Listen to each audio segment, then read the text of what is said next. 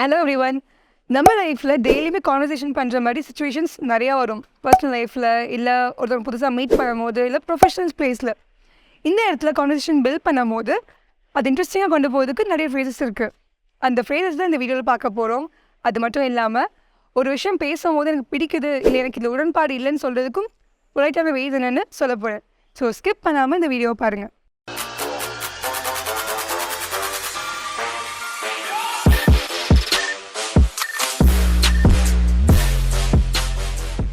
First situation, ஒரு conversation ஆரம்பிச்சாச்சு. But ஒருத்தரே பேசிகிட்டு இருக்கோம், கூட இருக்கவங்க பேச வைக்கணும்னு நினைக்கும் போது நம்ம கேட்கலாம், to you agree, what is your opinion, what you think about this அப்படின்னா நீங்கள் என்ன நினைக்கிறீங்க, உங்கள் ஒப்பீனியன் என்ன அப்படி கேட்கலாம். இது எல்லாமே கொஞ்சம் கேஷுவல். இதே கொஞ்சம் பொலைட்டாக கேட்குறதா இருந்தால் I would like to know your thoughts about this. Or ரொம்ப ஃபார்முலாக கேட்கணும் அப்படின்னா would you like to add anything to this, இது கூட நீங்கள் தான் சொல்ல விரும்புகிறீங்களா அப்படின்னு நம்ம கேட்கும் போது அவங்க பாயிண்ட்ஸை கொண்டு வருவாங்க. ஃபர்ஸ்ட் சுச்சுவேஷனில் ஒருத்தவங்க எப்படி பேச முன்வர வைக்கிறதுன்னு பார்த்தோம். செகண்ட் சுச்சுவேஷன், இன்ட்ரப்ட் பண்ணுறதை பற்றி.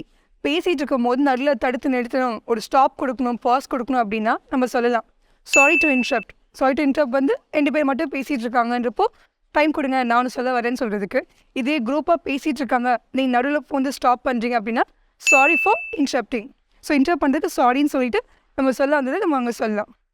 தேர்ட் சுச்சுவேஷன், ஒரு விஷயம் பேசிட்டே இருக்கும்போது இன்ட்ரெஸ்டிங்காக பேசிகிட்டே இருக்கும் போது நம்ம டைவர்ட் ஆகி வேறு ஏதாவது பேச ஆரம்பிச்சிடுவோம். அப்படி டைவர்ட் ஆகிட்டு திரும்பி நம்ம வரும்போது ஆரம்பிக்கும் போது சொல்லலாம், வேர் வாஸ் ஐ, நான் எங்கே இருந்தேன், எஸ் இதான் சொல்லிட்டு இருந்தேன்னு சொல்லி கண்டினியூ பண்ணலாம். அப்படி இல்லைனா so anyway let me get back to my ஸ்டோரின்னு சொல்லிட்டு கண்டினியூ பண்ணலாம். Or as I was saying இந்த ஃப்ரேஸ் யூஸ் பண்ணிவிட்டு கண்டினியூ பண்ணலாம். ஸோ டைவர்ட் ஆகி போயிட்டாலும் திரும்பி வரும்போது கரெக்டாக ஃப்ரேஸை யூஸ் பண்ணிவிட்டு கண்டினியூ பண்ணுறது நல்லது. நெக்ஸ்ட் சிச்சுவேஷன், அக்ரி பண்ணுறது. ஒருத்தவங்க விஷயம் சொல்லியிருப்பாங்க, அதில் உங்களுக்கும் உடன்பாடு இருக்குது, உங்களுக்கு அது பிடிச்சிருக்கு, இல்லை கரெக்டுன்னு தோணுது அப்படின்னா ரொம்ப கரெக்டாக தோணும் போது எஸ் அப்சல்யூட்லி அப்படி சொல்லலாம்.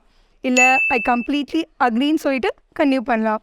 இது எனக்கு மறுக்கவே முடியல, பர்ஃபெக்டாக இருக்குங்கன்னு சொல்கிறதுக்கு ஐ குடண்ட் அக்ரி மோர் அப்படி சொல்லலாம்.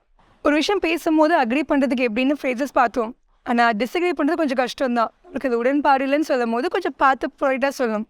The first phrase, I'm afraid I don't agree with you. அதாவது எனக்கு அதில் உடன்பாடு இல்லைன்னு கொஞ்சம் பொலைட்டாக, எனக்கும் அது தெரியும் தான் பட் எப்படின்னா அப்படின்னு நம்ம பொலைட்டாக சொல்கிறதுக்கு இந்த ஃப்ரேஸ் யூஸ் பண்ணலாம். Second one, I don't feel the same way, எனக்கும் அப்படி தோணலை அப்படி சொல்லலாம். Or I can see what you saying, but நீங்கள் என்ன சொல்கிறீங்கன்னு தெரியுது ஆனால் சொல்லி நம்ம என்ன சொல்லியிருந்தோமோ சொல்லி முடிக்கலாம். நெக்ஸ்ட் சிச்சுவேஷன், டாபிக் சேஞ்ச் பண்ணுறதை பற்றி. பேச பேச டாபிக் சேஞ்ச் பண்ண நினைக்கும் போது நம்ம சொல்லலாம், தட் ரிமைண்ட்ஸ் மீ, இதை பேசும்போது எனக்கு இது ஞாபகம் வருதுன்னு சொல்லி டாபிக் உள்ளே கொண்டு வரலாம். ஆர் பிஃபோர் ஐ ஃபர்கெட், மறக்கிறதுக்கு முன்னாடி விஷயம் சொல்லிடுறேங்கன்னு சொல்லிட்டு பிஃபோர் ஐ ஃபர்கெட்னு சொல்லி அந்த விஷயத்த சொல்லலாம். ஸோ பேசியாச்சு, ஞாபகப்படுத்தியாச்சு, டிஸ்அக்ரி பண்ணி அக்ரி பண்ணி கான்வர்சேஷன் முடிவுக்கு வரும்போது okay it was nice, so anyway let me get back to work அப்படி சொல்லலாம். Or it was nice catching up, it was nice meeting you, let's catch up later சொல்லி complete பண்ணலாம். So ஒரு conversation இன்ட்ரெஸ்டிங்காக போகிறதுக்கு நல்ல ஃப்ரேசஸ் யூஸ் பண்ணுறது, ப்ரைட்டாக பேசுறது ரொம்ப முக்கியம். இந்த மாதிரி இன்னும் யூஸ்ஃபுல்லாக இன்ஃபர்மேஷன் தெரிஞ்சுக்கிறதுக்கு ஆங்கிலோஃபோன் பேஜஸை ஃபாலோ பண்ணுங்கள். Anglophone, your phone is your English teacher.